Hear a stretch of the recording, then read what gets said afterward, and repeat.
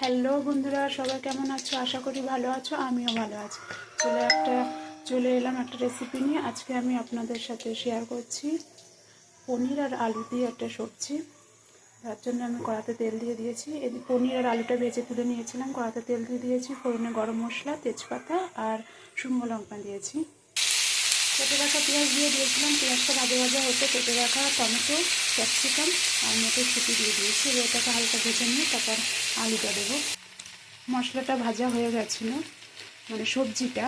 তারপর ভেজে রাখা আলুটা দিয়ে দিয়েছি। আলুটা একটু ভালো করে নাড়িয়ে ছাড়িয়ে তার মধ্যে আমি মশলাগুলো অ্যাড করে দিয়েছি। এখানে আমি আদা, রসুন, পোস্ত, কাজু কাজু বেটে দিয়েছি আর কাঁচা লঙ্কা দিয়েছি। ঝালটা আপনারা নিজেদের মতন দেবেন। স্বাদ অনুযায়ী লবণ, হলুদের গুঁড়ো, কাশ্মীরি গুঁড়ো লঙ্কা আর জিরের গুঁড়ো দিয়েছি। এবার ভালো করে কষাবো যতক্ষণ না তেল ছাড়ে। মশলা থেকে দেখুন তেল ছেড়ে দিয়েছে। এবার আমি জল দিয়ে দেবো।